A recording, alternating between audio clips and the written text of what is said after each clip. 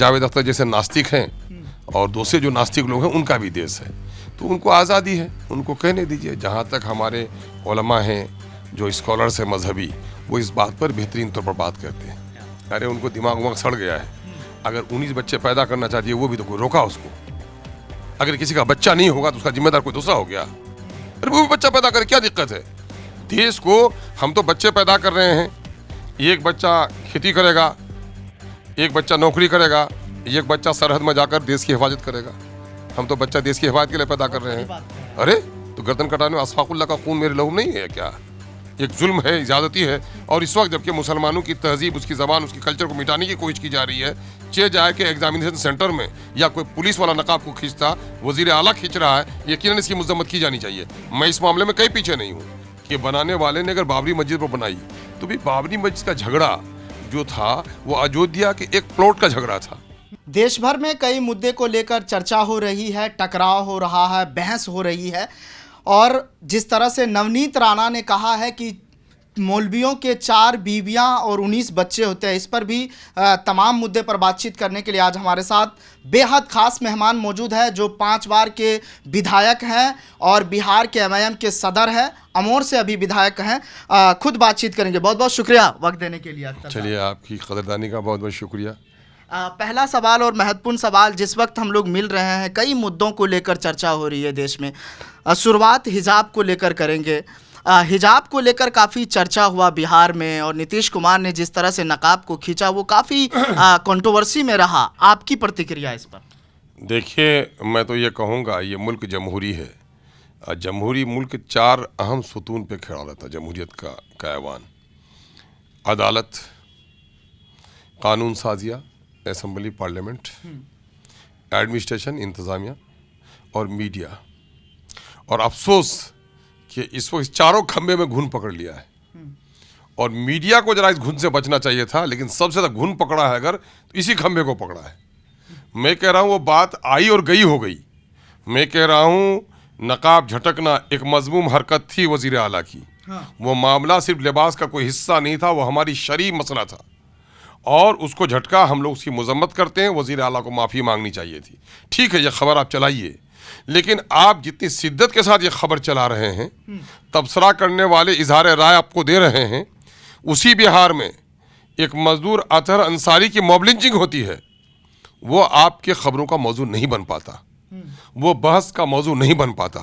ये बदनसीबी है किसी देश के लिए कि अपनी टीआरपी बढ़ाने के लिए चटपटी बातें कर रहे हैं, सियासी रोटी सेकने के लिए मजहब का इस्तेमाल करें, लेकिन देश की भलाई के लिए, मानवता की भलाई के लिए जो बुनियादी लड़ाई हमको लड़नी चाहिए, उस लड़ाई से हम आंखें छोड़ा। सवाल क्यों नहीं पूछा जाना चाहिए सर कि किसी महिला का अगर नकाब खींचा जाता है तो सवाल क्यों नहीं पूछा जाता? हाँ, सवाल पूछने से कहाँ मना कर रहा हूँ। आपके सवाल पूछने को तो मैं अच्छा कहूँ, सवाल पूछा भी, मेरा उस पर जो रद्द अमल है वो मैं कह भी रहा हूँ। इसलिए भी ये सवाल है। लेकिन मैं ये कह रहा हूँ कि आप ये सवाल पूछिए, लेकिन जितनी शिद्दत के साथ आप ये सवाल पूछते हैं, अतहर अंसारी के मामले को क्यों नहीं उठाते आप?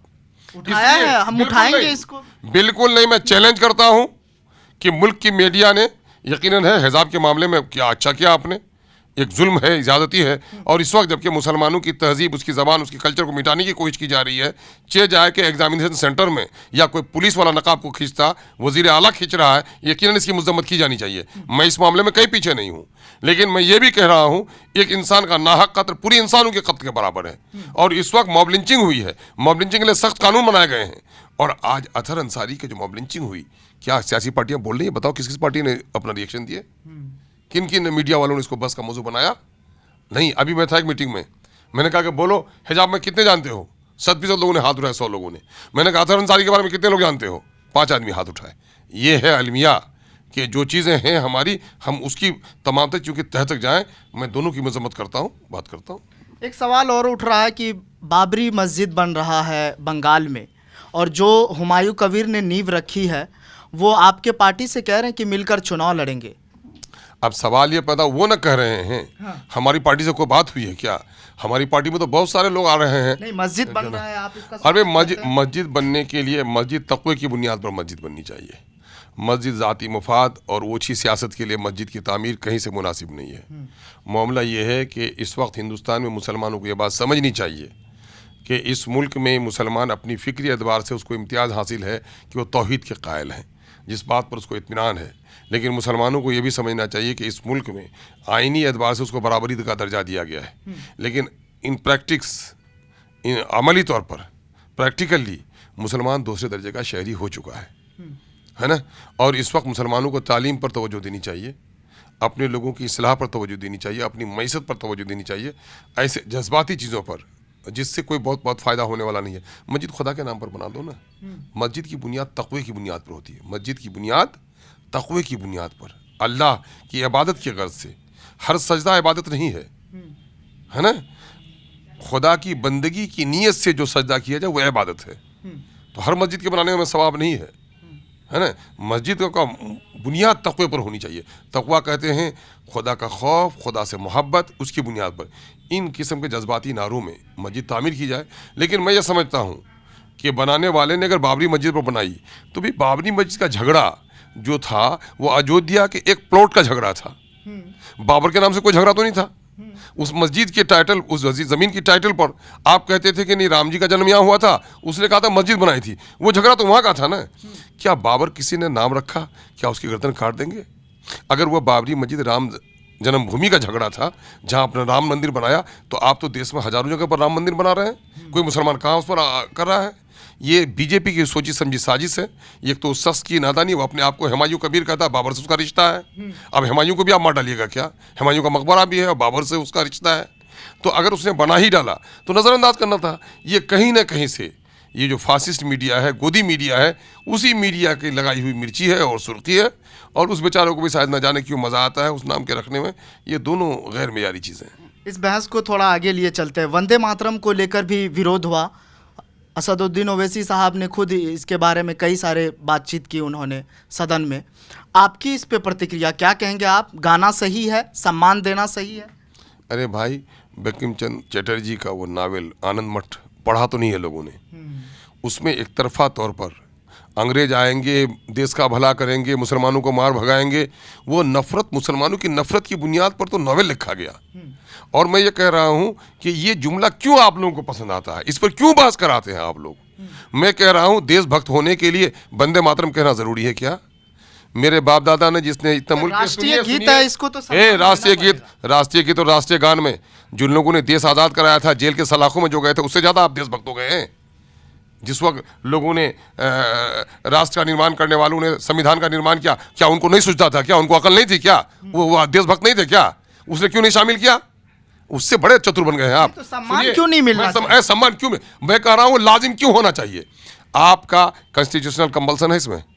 जानते हैं कानून, हिंदुस्तान के आइन को, आइन में लिखा है कहीं?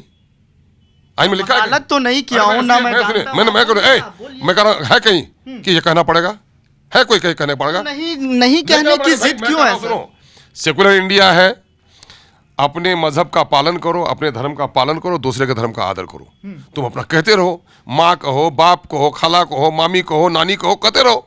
मुझको क्यों दबाव डालते हो यार कहने के लिए? मैं तो कहता हूँ सारे जहां से अच्छा हिंदुस्तान हमारा, सारे जहां से अच्छा। तुम तो सिर्फ वंदे मातरम कर रहे हो। अब मैं कहूँ सारे जहां से अच्छा हिंदुस्तान हमारा, तो हम कहते हैं कि सारे जहां से हिंदुस्तान तुम भी पढ़ो। जब मैं आप पर लाजिम नहीं करता, आप निरामिस है ना, आप वेजिटेरियन है, आप खाइए। कोई नॉन वेज है उनको खाने दीजिए। आप उनको क्यों कह रहे हैं कि नहीं आपको वेज खाना पड़ेगा? आप क्यों कह रहे हैं उनको नॉन वेज खाना पड़ेगा? लड़ाई तो यहाँ से शुरू होती है ना। ये सारे मामले तकरार वाले हैं और आप लोग ऐसे मामले में टीआरपी बढ़ता है। मैं तो समझता हूँ कि मैं रिएक्शन दे रहा हूँ तो जुर्म कर रहा हूँ, लेकिन चूंकि आपने सवाल पूछा है तो इसलिए कहिएगा कि नेताजी भाग गए, इसलिए जवाब दे रहा हूँ। ये मुद्दे नहीं हैं, मुद्दे हैं कारखाने बंद हो रहे हैं, मुद्दे हैं। यही मोदी जी कहते थे कि करेंसी की कीमत घटती है तो देश का वकार गिरता है। और आज करेंसी कहाँ गई? सोने की कीमत बढ़ रही है कहाँ? नेपाल में तो नहीं बढ़, क्या कहते हैं, गल्फ तो नहीं बढ़ रही, अमेरिका में नहीं बढ़ रही है। सोने की कीमत यहीं क्यों बढ़ती चली जा रही है? डॉलर के मुकाबले में पैसा कितना कमजोर हो गया है। ये आप लोग के बहस का मौजू नहीं है। नौजवानों को रोजगार नहीं मिल रहे हैं, ये बहस का मौजू नहीं है। शहरों में कुत्तों को हॉस्पिटल मिला हुआ है, गाँव में माएँ से चक्कर मरती है, दवा नहीं मिल पा रही है, मौजू नहीं है। इसी देश में गरीबों के लूटे हुए पैसों से लोग कुत्तों को केक खिलाते हैं और यहाँ पर झोपड़पट्टी में बुढ़िया बगैर रोटी के मर रही है। ये इशू आप लोग का नहीं है। ये क्या हो गया है? सरमायादार निज़ाम ने, भले ही हिंदुस्तान कहने को एक जमहूरी लोकतांत्रिक मुल्क हो, लेकिन कहीं ना कहीं सरमायादार निज़ाम कैपिटलिज्म ने इसको घेर लिया है और उसके चंगुल में मीडिया वाले भी आप लोग आ गए हैं और पूरी सरकार उन्हीं के गोद में चल रही है इस वक्त। अरे भाई, गरीबों के मुद्दे, बच्चों की तालीम का मसला, नौजवानों के रोजगार का मसला, किसानों के मुद्दे, सैलाब से तबाह होने वाली बस्तियां, झोपड़पट्टियों के मुद्दे, ये मुद्दे नहीं है। देश की आज़ादी के 78 साल हो गए। राजा का बेटा हो या मेहतर की संतान, सबको मिलेगा अवसर एक समान है। धीरू भाई अंबानी रातों रात खाकपति से करोड़पति हो जाता है और 2 वक्त की रोटी मजदूरों को नहीं मिल पाता। ये मौजूद नहीं है। अजीब सा हिंदुस्तान हो रहा भाई। नवनीत राणा को लेके क्या कहेंगे, क्योंकि इससे पहले भी वो 15 मिनट को लेकर काफ़ी जो है भाषण दी थी उन्होंने, और उस पर उन्होंने जो है पलटवार भी की थी। अभी उन्होंने कहा है कि जो मौलाना होते हैं उनकी 4 बीवियां, 19 बच्चे होते हैं, ये लोग पाकिस्तान बनाना चाहते हैं। क्या कहेंगे आप? अरे उनको दिमाग उमाग सड़ गया है। अगर 19 बच्चे पैदा करना चाहती है वो भी तो कोई रोका उसको। अगर किसी का बच्चा नहीं होगा तो उसका जिम्मेदार कोई दूसरा हो गया। अरे वो भी बच्चा पैदा करे, क्या दिक्कत है? देश को हम तो बच्चे पैदा कर रहे हैं। एक बच्चा खेती करेगा, एक बच्चा नौकरी करेगा, एक बच्चा सरहद में जाकर देश की हिफाजत करेगा। हम तो बच्चा देश की हिफाजत के लिए पैदा कर रहे हैं। अरे तो गर्दन कटाने में अशफाकुल्लाह का खून मेरे लहू में नहीं है क्या?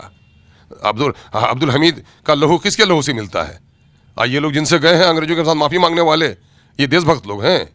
और जानते हो, सुनो, इस वक्त बड़ा मसला है कि आबादी कंट्रोल करो, आबादी को कंट्रोल करो, है ना। मैं कह रहा हूँ, एक आदमी एक बीवी से शादी करता है और 10 जगह मुंह मारता है, आवारागर्दी करता है ना, लिव इन रिलेशनशिप में रहता है, उस पर कोई बात नहीं उठाएंगे। मैंने गलत करने वालों पर कोई बात नहीं उठाएंगे। एक आदमी, उसकी बीवी बीमार हो गई, अगर उसने दूसरी शादी कर लिया तो उसने अच्छा किया ना, बुरा तो नहीं किया, पाप तो नहीं किया ना, बलात्कार तो नहीं किया ना। और दूसरा मामला ये है, आबादी जो बर्थ कंट्रोल, उसका बेहतरीन तरीका है एक से ज़्यादा शादी करना, और ये परमिटेड, नेचुरली परमिटेड है। एक औरत अगर 4 औरत से शादी, एक मर्द 4 औरत से शादी करता है, उसको एड्स की बीमारी नहीं होगी। अगर एक औरत के साथ 4 मर्द जिस्मानी रिश्ता जोड़े तो उसको एड्स की बीमारी होगी। इसके माने है कि नेचुरली परमिटेड है एक से ज़्यादा शादी। और देखो, सरकार ने एक कानून लागू किया, सेलिंग एक्ट, ज़मीन वालों पर, कि 30 एकड़ से ज़्यादा ज़मीन नहीं रख सकता। क्यों? ज़्यादा ज़मीन होगा तो फसल ज़्यादा नहीं होगी, वो खेती ठीक से नहीं कर पाएंगे, है ना। इसे छोटे छोटे टुकड़े में ज़मीन को बांट दो ताकि ज़्यादा पैदावार हो सके। तो देख लोगे, जो एक शादी किया है उसके 5 बच्चे 6 बच्चे हैं, एक बीवी है, 6 बच्चे हैं। और जब वही आदमी 4 शादी कर लेता है तो 4 बच्चे होते हैं, तो 4 20 से 16 बच्चे। अगर उस औरत की 4 जगह शादी होती तो 24 बच्चे होते, और एक जगह है तो 16 बच्चे हो रहे हैं। तो आबादी को कंट्रोल करने के लिए भी एक से ज़्यादा शादी फायदेमंद है। अब बहरहाल जिनका बच्चा नहीं हो रहा है तो उसका जिम्मेदार कोई दूसरा नहीं है भाई। कि जनसंख्या नियंत्रण को लेकर उसका मामला ये है कि सबसे पहले ये तो पूछो कि उनके 2 आइडियल लीडर, एक अभी हैं, उनकी कितनी शादियां, कितने बच्चे? उनके एक आइडियल लीडर थे वाजपेयी जी, उसकी कितनी शादियां, कितने बच्चे? अरे लोग अपने आप को नहीं झांकते हैं क्या?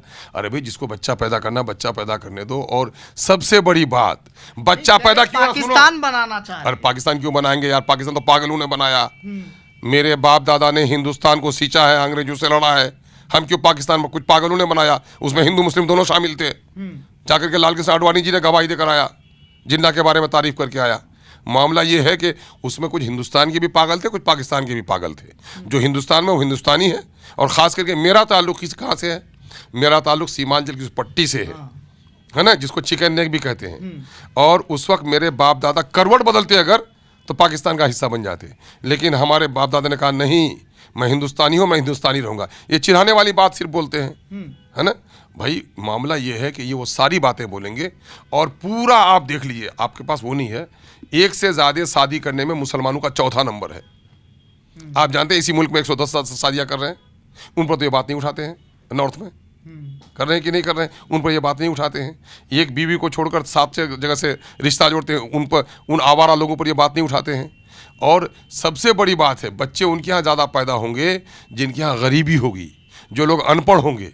अगर वाकईतन ये चाहते हैं कि मुसलमानों के यहाँ बच्चे पैदा न हों, तो देश में सबसे गरीब मुसलमान है, उस मुसलमान की मुआशी इकोनॉमी उसकी अच्छी बनाई जाए। देश में सबसे अनपढ़ मुसलमान है, तो उसको पढ़ाने लिखाया जाए।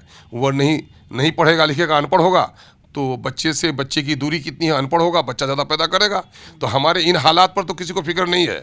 अब बच्चा ज़्यादा पैदा हो रहा है, मैं तो ये कहूँगा कि आप बच्चा पैदा कर रहे हैं, दूसरों को भी कह रहे हैं बच्चा पैदा करने के लिए, सबसे पहले उस काम में उनको आगे बढ़ना चाहिए। एक सवाल, इसी से मेरा अगला सवाल, क्योंकि कई सारे मुद्दे को लेकर चर्चा हो रही है देश में, ये भी बहस हो रही है, आपने देखा होगा कि इस देश मतलब दुनिया में खुदा है कि नहीं है ज़मीन पर। अभी एक बहस हुई है, आपके जहन में है कि नहीं है, शायद आपने भी देखा होगा। तो उसमें कहा जा रहा है कि इस देश में, दुनिया में माफ़ कीजिएगा, कि खुदा है कि नहीं है, इस पर बहस हो रही है। लेकिन आप जो जिक्र कर रहे हैं कि इंसान की बात क्यों नहीं हो रही है, तालीम की बात क्यों नहीं हो रही है, जो जर्जर व्यवस्था में जी रहे उनकी बात क्यों नहीं हो रही है? नहीं नहीं, मैं कह रहा हूँ ये बात भी होनी चाहिए, वो बात भी होनी चाहिए। ये मुल्क जो अपना देश है, ये देश हिंदू मुसलमानों सबका है। जो एक खुदा को माने उनका भी देश है, जो अनेक खुदाओं को माने उनका भी दोष है, और जो जावेद अख्तर जैसे नास्तिक हैं और दूसरे जो नास्तिक लोग हैं उनका भी देश है। तो उनको आज़ादी है, उनको कहने दीजिए। जहाँ तक हमारे उलमा हैं, जो स्कॉलर्स हैं मजहबी, वो इस बात पर बेहतरीन तौर पर बात करते हैं।